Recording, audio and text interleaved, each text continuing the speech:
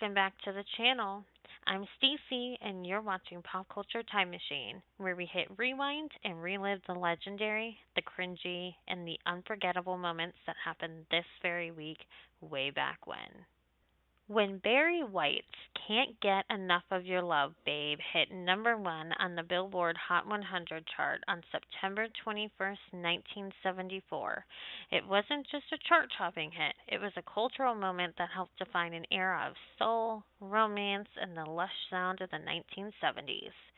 He became the voice of love and seduction in pop culture, referenced in movies, sitcoms, and even parodied, always with affection, though. Can't Get Enough of Your Love, Babe was part of a wave of soul music that foreshadowed the coming disco boom. The song combined R&B groove, lush orchestration, and danceable rhythm. This track was polished, romantic, and accessible. It reached both African American and Caucasian audiences, helping cross R&B over into mainstream pop. Barry White's number one hit was part of a broader movement of African American artists dominating mainstream charts in the 1970s, alongside Marvin Gaye, Stevie Wonder, Aretha Franklin, and many, many others. Barry White's success showed that black artistry could be lush, orchestral, sophisticated, and still chart topping. Can't Get Enough of Your Love, Babe, reaching number one in 1974, was more than a music milestone. It was the crowning of Barry White as a pop culture symbol of romance, a turning point in soul music's evolution, and a song that still echoes through decades of film, TV, and parody as the ultimate soundtrack to love.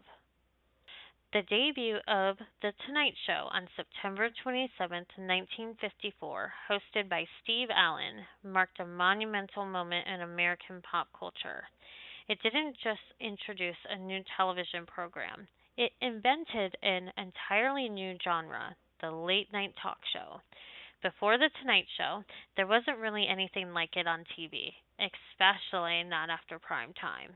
It created the template: opening monologue, interviews with celebrities, comedy sketches, music performances, and a host with a strong personality at the center.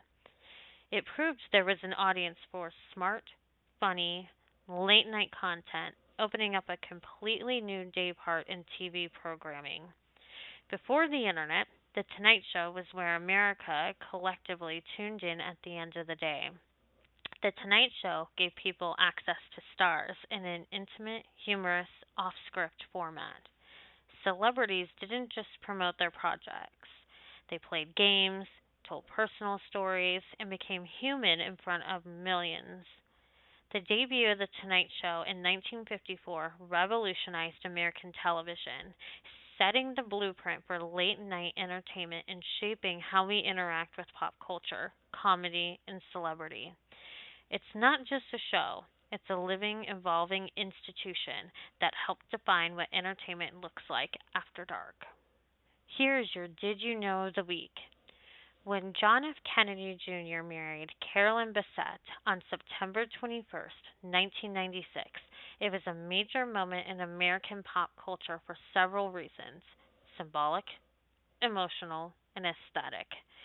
John F. Kennedy Jr. was the son of President John F. Kennedy and Jackie Kennedy, essentially American royalty. His marriage symbolized the continuation of the Camelot legacy. The couple's ultra private wedding on Cumberland Island, Georgia, added to the mystique. No press, no spectacle, just elegance and exclusivity, which contrasted with the media frenzy that usually surrounded the Kennedys. The union was seen as a hopeful moment, glamorous, young, and full of promise. But it was also haunted by the Kennedy's family legacy of tragedy. The couple struggled with paparazzi foreshadowing the coming wave of celebrity media obsession in the 2000s. Carolyn especially found the constant attention overwhelming, which many saw as a warning sign of the toxic relationship between fame and privacy. The couple died in a plane crash just 3 years later, turning their story into another chapter of the so called Kennedy curse. Their love story, cut short, has become a symbol of beauty and loss. John F. Kennedy Jr. and Carolyn Bessette's marriage became a defining pop culture moment, a collision of political legacy, fashion, media scrutiny, and tragic romance. It's still referenced in documentaries, fashion circles, and celebrity culture discussions as an example of beauty, fame, and the fragility of both. And that's a wrap on this week in pop culture history. Which memory hit you the hardest? Let me know in the comments what you remember from this week. And don't forget to like, subscribe, and hit that bell icon so you never miss a throwback. I'm Stacy, and I'll see you next Thursday, same time, same retro channel.